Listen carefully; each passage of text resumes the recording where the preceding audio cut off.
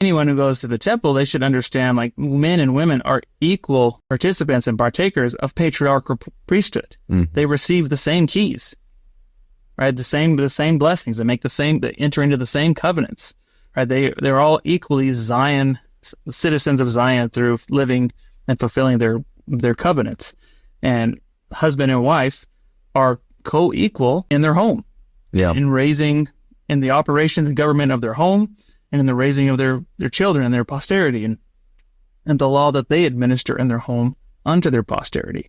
So we can really start seeing that he's going this direction, that priesthood, right? The church is all about restoring patriarchal priesthood, the patriarchal order, which all happens through our homes. Yeah.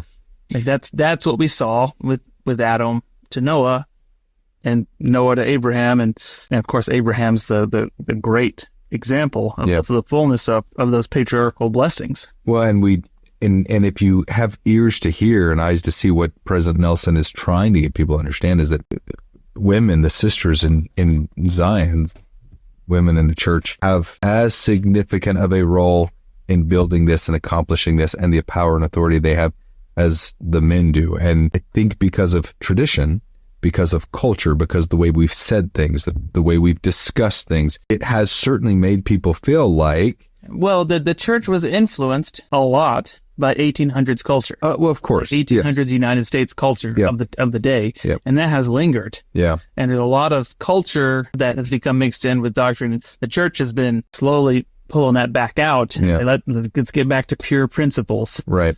And that's, I think President Nelson's probably been the king of that. And we did a Gospel Mysteries podcast on this, on women and the priesthood, and we talked about offices in the priesthood and keys. And yes, there are some differences there between, the brothers of the church and the sisters of the church. But in regards to the patriarchal order, both men and women, the brothers and the sisters who are faithful to the covenants they've made in the temple, are equally yoked in their responsibility and their privileges in regards to exercising that priesthood power in the confines of their home. And that's the most significant place that power is meant to be exercised. So women are not trivialized or minimized in any way in regards to their priesthood authority.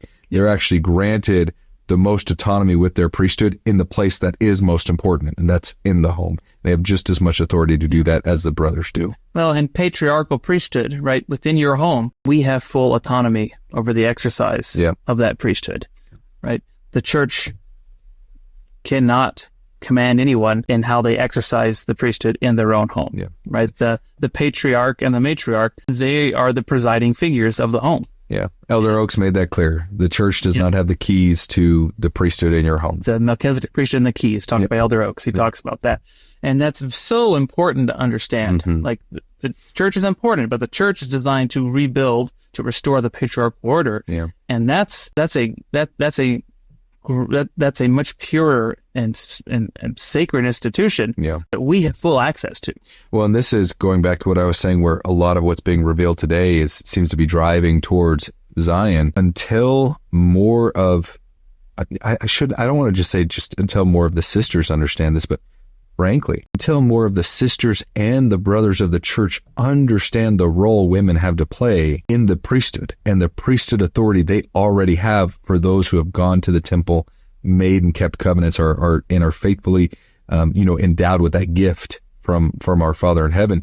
Until we as a people better understand that we're equally yoked here in the patriarchal order in exercising that priesthood, Zion can't be built. And that's what President Nelson is desperately trying to, that's a roadblock he's trying to get rid of, is we've got to understand both parties are just as significant in the exercise of this patriarchal priesthood. Both men and women have full access to the Father through the veil, right?